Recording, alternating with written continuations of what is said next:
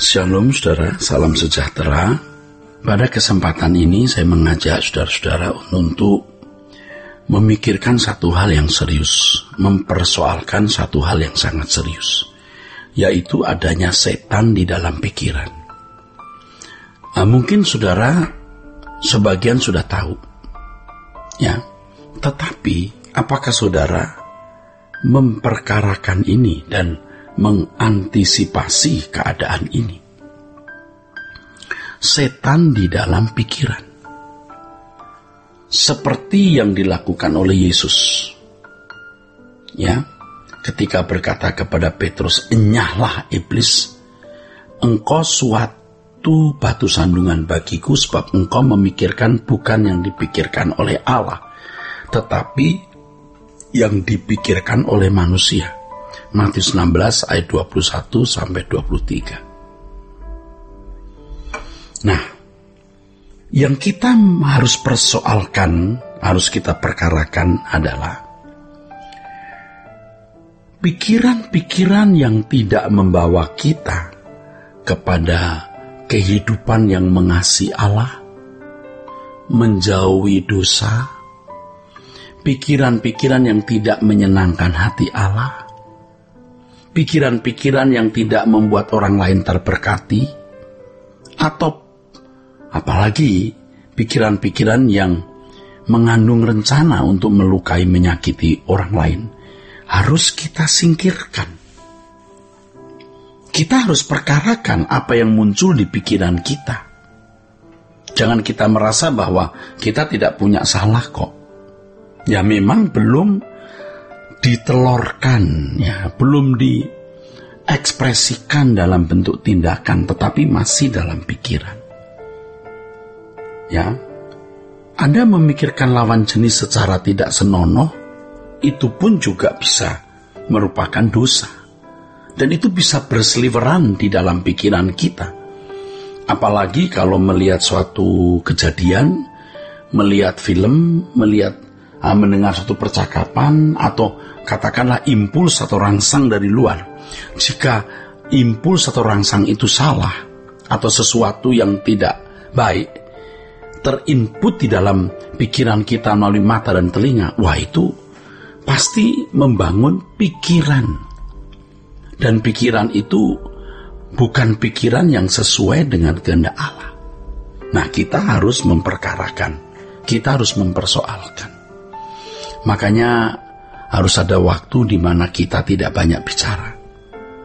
Waktu yang paling tepat itu kita berdiam diri di kaki Tuhan dan mengoreksi setiap perkataan yang kita ucapkan dan mengoreksi setiap gerak pikiran perasaan kita. Nah, itu efektif. Roh Kudus pasti akan memberitahu. Tapi hal itu hanya menjadi stimulasi saja. Maksud saya bukan hanya pada waktu kita berlutut di kaki Tuhan kita mengoreksi pikiran kita, tetapi sepanjang waktu, setiap saat kita harus memeriksa pikiran kita. Ya, kalau ada hal-hal yang Tuhan tidak berkenan, harus kita buang. Jangan berpikir itu tidak bisa dilakukan. Nah, ini penipuan terhadap diri sendiri. Kita bisa melakukan. Apakah kita membuangnya atau tetap menyimpannya? Seperti begini, saudara. Kalau Anda berjalan di tempat gelap, Anda bisa takut, bukan? Tetapi Anda takut atau berani tergantung Anda. Tergantung kita. Ya, tentu pengalaman-pengalaman seperti itu sudah dialami oleh banyak orang, saudaraku. Dan ada hamba Tuhan yang mengajarkan ini dari pengalaman hidupnya yang panjang, ya. Bagaimana waktu muda dia melewati kuburan di tengah malam. Wah, itu pelajaran mahal untuk hamba Tuhan itu yang bisa dibagikan kepada kita.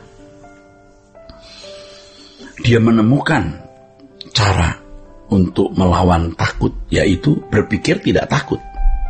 Aku tidak takut. Kalau aku tidak takut, tidak ada yang melarang saya.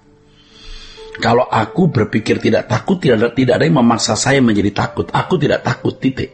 Sama dengan aku mengasihi Tuhan, tidak ada yang melarang saya untuk mengasihi Tuhan.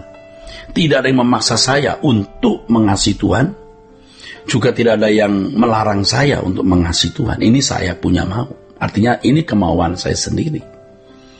Demikian pula ketika ada muncul pikiran-pikiran di dalam diri kita, kita yang berhak dan berkuasa untuk membuat pikiran itu menetap di dalam pikiran dan dinikmati di dalam pikiran yang bisa membuahkan perbuatan, atau kita membuangnya.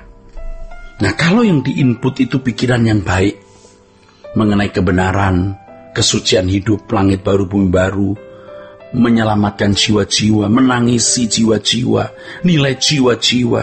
Wah, positif saudara. Dan kita mau menyimpannya itu, mengokohkannya di dalam diri kita, dan akhirnya membuahkan tindakan untuk mewujudkan apa yang kita pikirkan itu, yang positif tersebut. Tetapi kalau yang masuk itu negatif, sesuatu yang tidak kudus, dipikirkan, tidak dibuang, direnungkan, dinikmati dalam pikiran, nanti pasti membuahkan perbuatan-perbuatan yang tidak senonoh. Maka jangan bergaul dengan orang yang salah.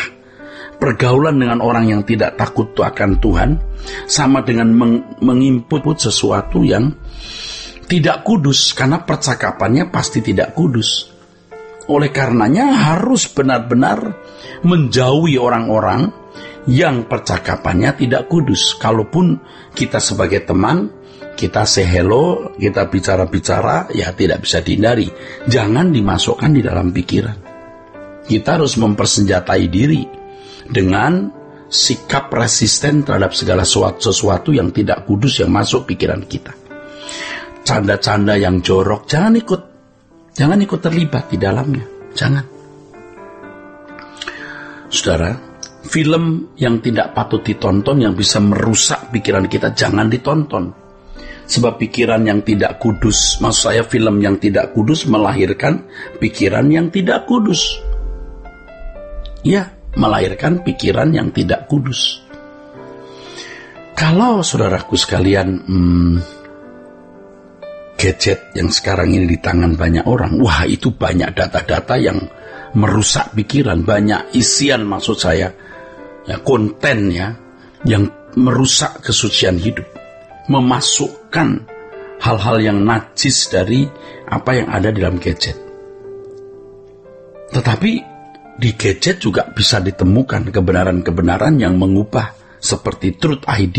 Nah, itu bisa menguduskan pikiran, memberi masukan-masukan yang baik. Saudara, Petrus dihardik oleh Yesus. Enyah iblis. Yang diusir itu apanya? Pikiran Petrus yang tidak sesuai dengan pikiran Allah. Karena apa yang tidak sesuai dengan pikiran Allah itu menjadi batu sandungan Tuhan. Artinya Tuhan tidak bisa mengubah, Tuhan tidak bisa menyempurnakan hidup seseorang yang menyimpan pikiran-pikiran yang tidak sesuai dengan kekudusannya. Tuhan memberkati saudara sekalian. Sola Gracia.